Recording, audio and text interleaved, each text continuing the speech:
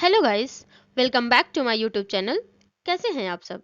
उम्मीद करते हैं आप सब बिल्कुल अच्छे होंगे और पढ़ाई भी अच्छे से कर रहे होंगे। तो आज हम अपने एक नए पेपर के साथ आए हैं जिसका नाम है एनिमल फिजियोलॉजी और उसका पहला पार्ट करने जा रहे हैं जिसमें हम आज बात करेंगे कंट्रैक्शन की। ठीक है, मसल की कंट्रैक्शन की बात करेंगे। इसमें हमें 3-4 लेक्चर लेके आने हैं। तो सबसे पहला लेक्चर आज हम जो बात करने हैं, जो हमारे पास क्वेश्चन आते हैं वो आते हैं, describe the mechanism of the muscle contraction. Muscle contraction के मैकेनिज्म डायरेक्ट पूछता है।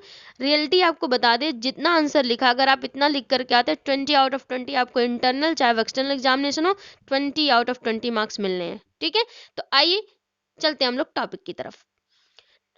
The mechanism of a muscle contraction is best explained by the slide filament theory. कह रहा जो मसल का जो कंट्रैक्शन है, इसका जो मैकेनिज्म है वो स्लाइडिंग फिलामेंट थियरी में बहुत ही अच्छे से क्या किया गया है, समझाया गया है, डिस्क्राइब किया गया है। ठीक है, विच स्टेज दैट, जहां पे ये बताया जाता है contraction of muscle fibre takes place by the sliding of the thin filament over the thick filament. उस स्लाइडिंग फिलामेंट थ्योरी में ये बताया गया है कि जो कंट्रैक्शन है मसल की, वो कब, मतलब कि जो थिन फिलामेंट है वो थिक फिलामेंट के ऊपर क्या करता है, मूव करता है। The sliding of the thin filament over the thick filament, the thin filament है वो थिक फिलामेंट के ऊपर मूव करता है, ओवर मूव करता है। ठीक है, सबसे पहले बात कर ले थिक फिलामेंट क्या होती है और थिन फिलामेंट क्या होती है, क्योंकि इसके बगैर हमारा कुछ भी नहीं होना है। तो सबसे पहले हम डिटेल बातें करने जा रहे हैं थिक फिलामेंट की। ठीक है, it is made up of myosin protein. जो थिक फिलामेंट होता है वो मायोसिन प्रोटीन का बना होता है। आप स्ट्रक्चर बिल्कुल ध्यान से देखिएगा।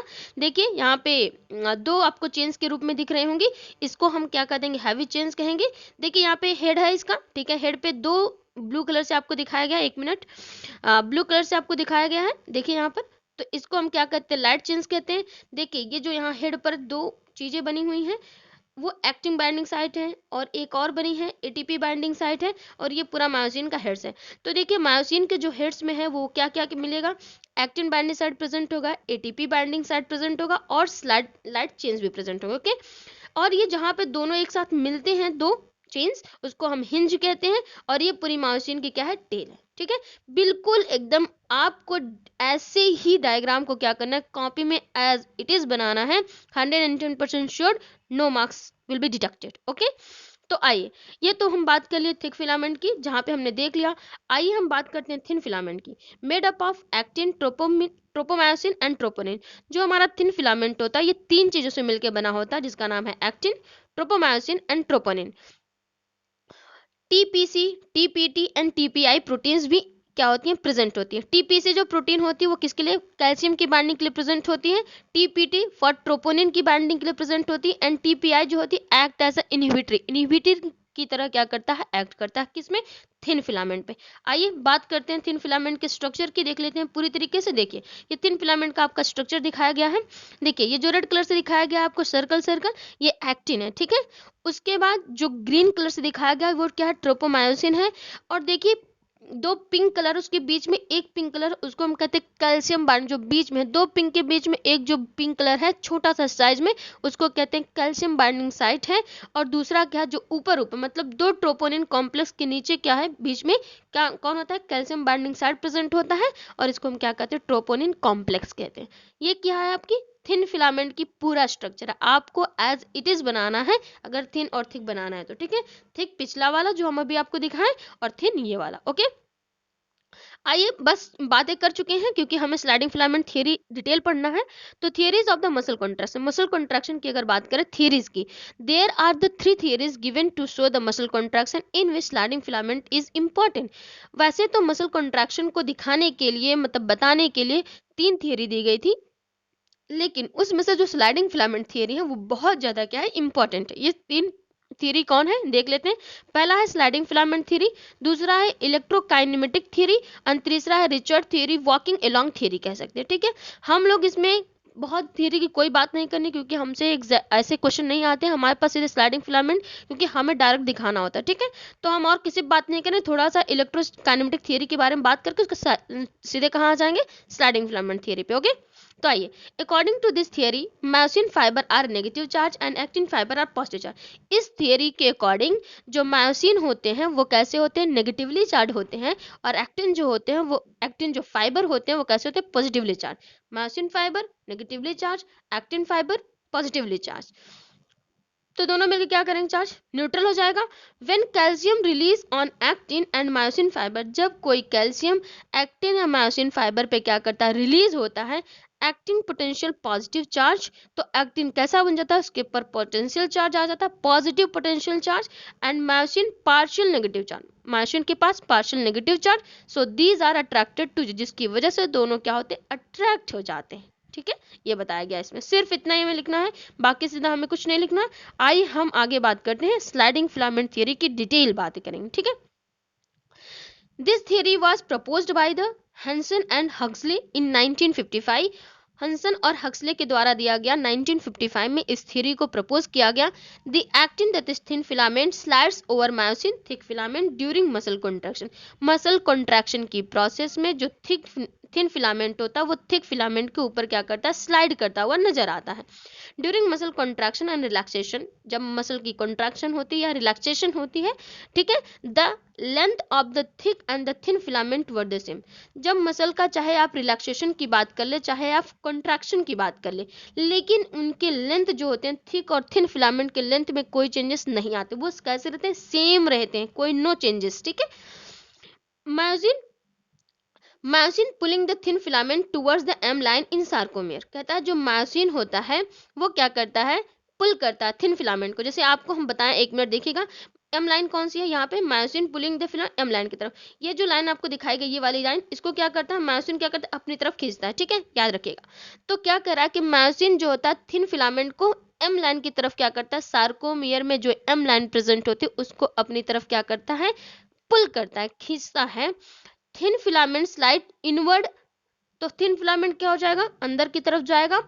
The Z disc zone closer together and the sarcomere shorten. तो उसमें से जो जेड डिस्क होते हैं वो क्या हो जाएंगे, देखिए ये जो जेड डिस्क है, ठीक है, ये जो जेड डिस्क है ये क्या हो जाएंगे, एक पास आ जाएंगे, और क्या करते हैं, सार्कोमियर को छोटा करने का काम करते हैं। ठीक है, क्योंकि हमारे जितने भी एम लाइन है वो क्या हो रही, कॉन्ट्रैक्ट नहीं हो रही है। ठीक है, साइड से एम लाइन इधर से, मतलब की बात अगर करें, देखिए आपको बताते, एक मिनट रुकिएगा। देखिए इधर से अगर बात करें, इधर से ये मान लेते हैं बीच में एम, इधर एम लाइन है, ये इधर पे खींच रहा है, मायोसिन जो है एक्टिन को खींच रहा है, इधर से भी मायोसिन जो एक्टिन खींच रहा है, ये दोनों यहीं पे आपकी एम लाइन प्रेजेंट है। तो ये जो हो रहा है ये अपनी जगह पे रहते हैं, लेकिन यहीं पे क्या होता है, आपकी जेड लाइन प्रेजेंट होती है, जेड लाइन, जेड डिस्क जिसे कहते हैं, वो क्या हो जाते हैं, शॉर्टन हो जाते हैं। ठीक है, अगर वो शॉर्टन हो गए, जेड डिस्क शॉर्टन हुआ, इसका मतलब पूरा सार्कोमियर क्या हो जाता है, शॉर्टन हो जाता है। ठीक है, however the length of the individual thick and thin filament do not change। लेकिन यहाँ पे जेड डिस्क के पास आने की वजह से सार्कोमियर पूरी तरीके से क्या हो रहा है, छोटा हो रहा है। लेकिन अगर हम बात करें थिन और थिक फिलामेंट की, मतलब एक्टिन या मायोसिन की बात करें, तो उनमें कोई चेंजेस आपको देखने को नहीं मिलेगा। ओके, उनकी लेंथ में कोई भी चेंज नहीं होगा। ठीक है, shortening the sarcomere cause shortening of whole muscle. जब हमारा सार्कोमियर ही छोटा हो गया तो हमारी जितनी भी मसल फाइबर होंगी पूरी क्या हो जाएंगी, छोटी हो जाएंगी, which in turn leads to shortening of the entire muscle. जिसकी वजह से जितनी भी मसल होती है वो सब क्या हो जाती है, शॉर्टन हो जाती है। ठीक है, यहाँ पे डायग्राम देख लीजिए आप, यहाँ पे हम दो सार्कोमियर को लेकर के चल रहे हैं। अगर हम एक सार्कोमियर की बात करते तो हमारा सिर्फ ये पोर्शन होता, यहाँ पे हम दो सार्कोमियर को बना करके ले, ये रिलैक्स पोजीशन पे प्रेजेंट है। ठीक है, रिलैक्स पोजीशन पे प्रेजेंट है, अगर ये रिलैक्स नहीं होती तो ये कहाँ हो जाती, ऐसे एकदम पास में हो जाती। ओके, और देखिए आपकी ये जी क्या है, जेड डिस्क है। ठीक है, यहाँ पास में प्रेजेंट है, ये क्या होती है, कॉन्ट्रैक्ट होती है। ठीक है, इनके कॉन्ट्रैक्ट होने से एम लाइन कोई भी कॉन्ट्रैक्ट कभी भी नहीं होगी। ओके, एम लाइन अपनी जगह पे क्या रहती है, एम लाइन की तरफ ये दोनों कॉन्ट्रैक्ट होते हैं। कौन सी, जो मायोसिन होता है वो फिलामेंट को, एक्टिन फिलामेंट को अपनी तरफ खींचता है। ठीक है, ऐसा काम होता है। चलिए आगे बात करते हैं, डायग्राम बनाना बहुत जरूरी, वेरी वेरी इंपॉर्टेंट। ओके, चलिए, muscle contraction initiated by the motor neuron. अब ये मसल का कॉन्ट्रैक्शन जो रहा, सबसे पहले पता कैसे चल रहा कि मसल को कॉन्ट्रैक्ट करना है, रिलैक्स करना है, ये भी तो पता होना चाहिए, इनिशिएट भी तो कहीं से होना चाहिए। तो मोटर न्यूरॉन्स के थ्रू, कहाँ पे, हमारा जो न्यूरॉन होता है मोटर न्यूरॉन, वो हमें क्या करता है, सिग्नल्स देता है कि आपको मसल की कॉन्ट्रैक्शन को कराना है। ठीक है, तो आइए उसकी बातें करते हैं। मोटर एंड प्लेट हम बात सिर्फ किसी और की नहीं करेंगे, मोटर एंड प्लेट की बात करेंगे, ठीक है। Part of the sarcolemma that present at the end of axon, हम उस सार्कोलेमा की बात कर रहे हैं जो एक्सॉन के एंडिंग पे एक बार आपको एक्सॉन की एंडिंग दिखा देते हैं, उसके बाद फिर डिलीट इरेज कर देंगे, ओके। देखिए अगर हम बात करें तो हमारा जो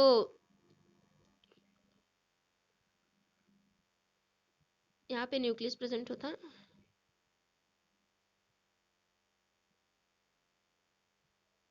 ठीक है। अगर हम इसको बात करें, ये क्या है हमारा न्यूरॉन है, ये न्यूरॉन्स की क्या है एंडिंग है, ठीक है। न्यूरॉन्स की एंडिंग है, ये हमारा क्या है यहाँ पे सारी ये न्यूक्लियस हमारा बीच में प्रेजेंट है, यहाँ पे सब चीजें प्रेजेंट है, ठीक है। ये तो यहाँ पे ये हम बता रहे हैं न्यूरॉन की एंडिंग है, ठीक है। हम इसी एंडिंग की सिर्फ बात करें क्योंकि हमें और किसी चीज का कोई काम नहीं। एंडिंग की बात हम क्यों कर रहे हैं आपको पता है, एंडिंग की बात इसलिए कर रहे हैं क्योंकि हमारा जो सिग्नल्स है वो एंडिंग से ही क्या होता है ट्रांसफर होता है, ओके। एंडिंग से ट्रांसफर होगा किसमें, दूसरे उसमें न्यूरॉन्स में, ठीक है। ऐसे जुड़े होते हैं।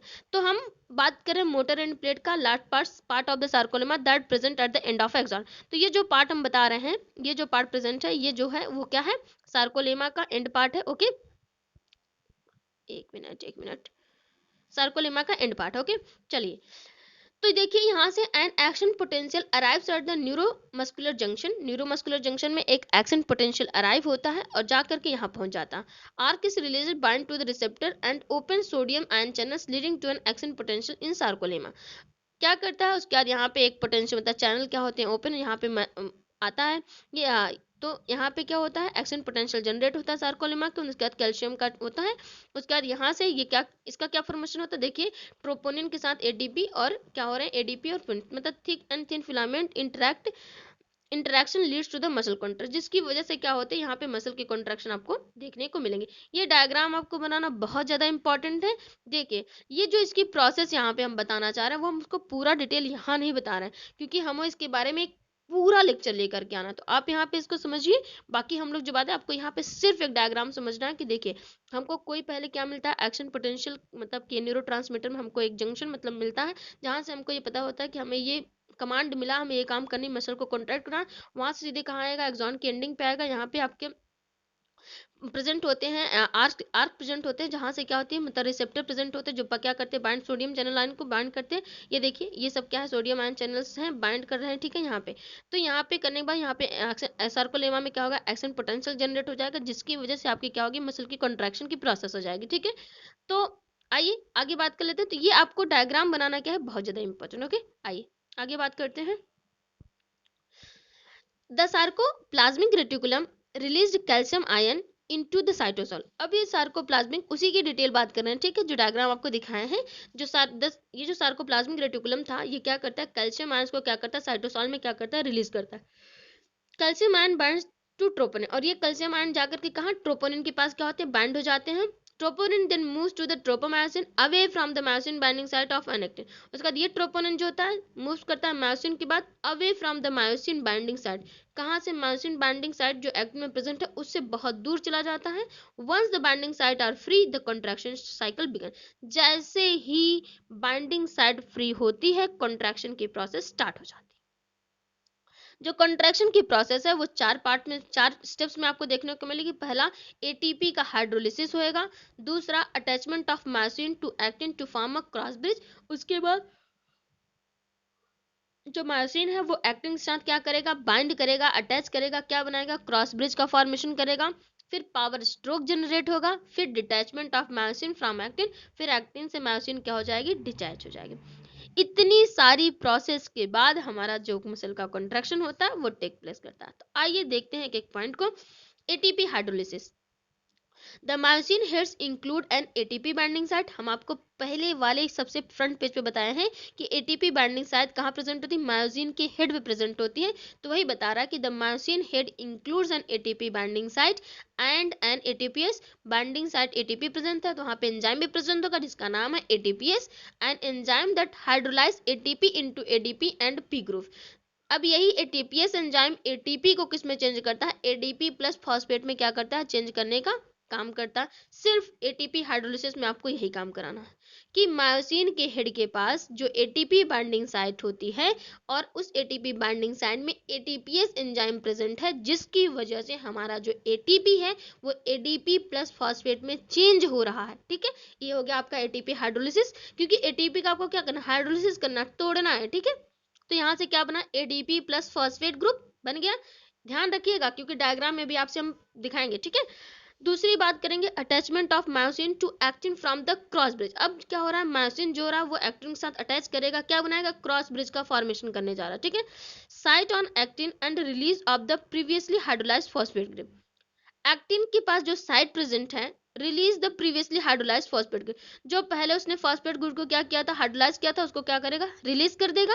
When the myosin heads attach to the actin during contraction they are referred to as the cross bridge. जैसे ही मायोसिन हेड किसके साथ, एक्टिन के साथ अटैच करेगा, उस फॉस्फेट के साथ क्या करेगा, कॉन्ट्रैक्शन के समय क्रॉस ब्रिज का फॉर्मेशन कर लेगा। ठीक है, आइए आगे बात करते हैं। क्रॉस ब्रिज का फॉर्मेशन तो हो गया, तीसरी पावर स्ट्रोक जनरेट होगी after the cross bridge form, the power stroke होकर। जैसे ही क्रॉस ब्रिज फॉर्म होगा तभी पावर स्ट्रोक, मतलब विदाउट क्रॉस ब्रिज की फॉर्मेशन के पावर स्ट्रोक जनरेट नहीं हो सकता। ठीक है, तो क्रॉस ब्रिज जैसे ही फॉर्म होगा वैसे पावर स्ट्रोक होकर होगा। ड्यूरिंग द पावर स्ट्रोक कैसे होता है, the site on the cross bridges where ADP is still bound opens. वो साइड क्रॉस ब्रिज पे जहां पे एटीपी अभी तक क्या है, बाउंड नहीं है, बाउंड ओपन मतलब ओपन है। ठीक है, as a result the cross bridge rotate and release the ADP. तो ये जो रिजल्ट, तो जो क्रॉस ब्रिज होता है वो क्या करता है, रोटेट करता है, और एडीपी को मतलब कि अभी भी एडीपी उसमें क्या है, बंधी हुई है, पकड़ी हुई है क्रॉस ब्रिज के थ्रू। तो यहाँ पे क्या करता है, जो क्रॉस ब्रिज होता है वो क्या करता है, रोटेट होता है और एडीपी को रिलीज करता है। The cross bridge generate a force at to rotate.